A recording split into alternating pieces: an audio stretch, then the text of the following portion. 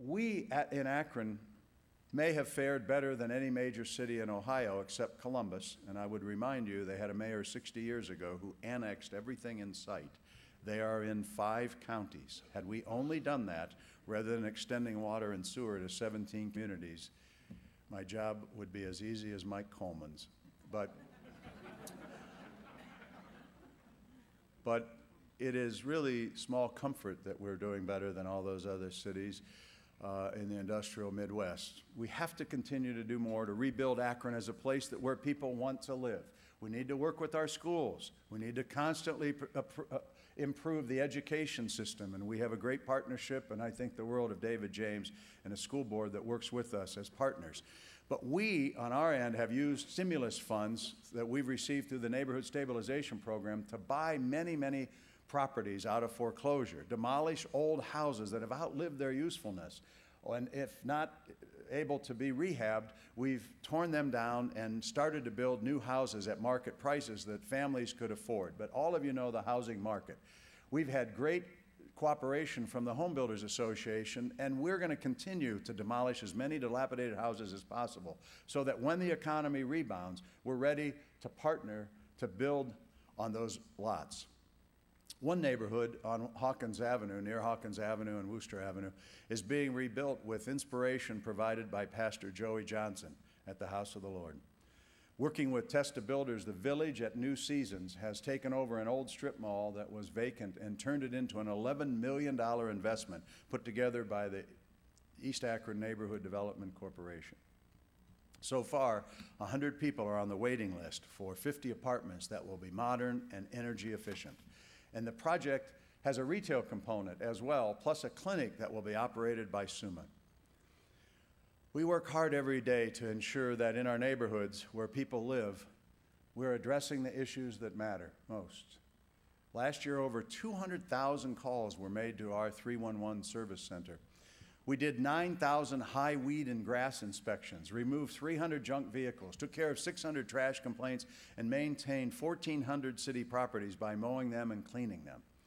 With council support, we changed the laws to speed up the process of clearing up those nuisances and getting the repeat offenders who ruin neighborhoods to pay, saving taxpayers money.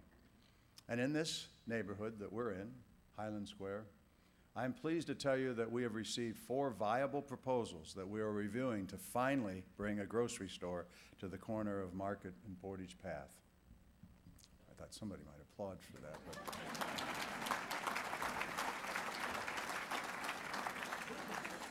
But I know you say, wait till we see it, Mayor. I understand that.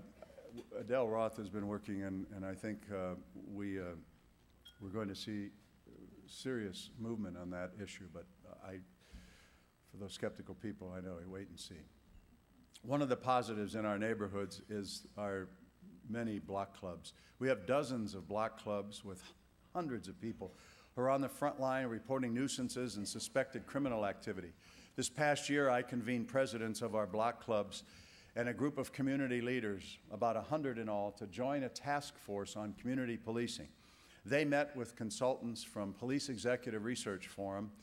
No city officials or police officers were present there to lead them, to guide them, to tell them what to say or think, but they were able to discuss how to improve policing in our city and the qualities that they want to see in a new police chief. Akron is well served, and I've never said anything differently. Akron is well served by a police force that has a historic reputation for integrity. That's due in part to a real commitment, a culture of honesty and high ethical standards, as well as the training and high technology that we provide. And I would argue the high level of ethical conduct by our chiefs. I want to acknowledge the good work, and I know they're over here somewhere, of Craig Gilbride and retired Chief Gus Hall, who are here today. We thank you for your 63 years of service to the people of Akron.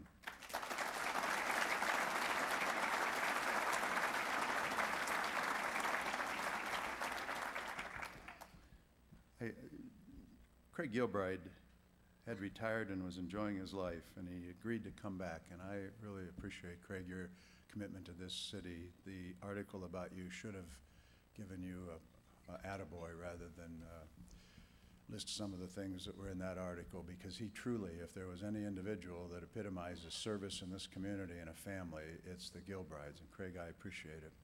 We've begun the process to find a permanent successor, and Craig, of course, has said, hurry up.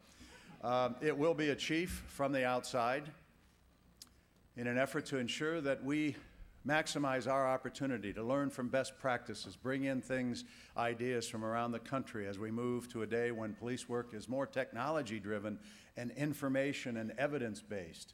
And let me just mention this. I have as good a record as anybody in the country of moving people up. But there is a time, every once in a while, and this has been the first time in 24 years and 3 months that I've ever gone outside for a police or a fire chief. That sounds like a pretty good record to me, no matter what you hear on talk radio. But we need to make certain that we have somebody ready and willing to take on the tough issues in that police department. We'll also be appointing a new fire chief as well this year, and I'm pleased that Interim Chief Rob Ross is here with us today, as well as the deputy chiefs. They too have had a history of responsible innovation.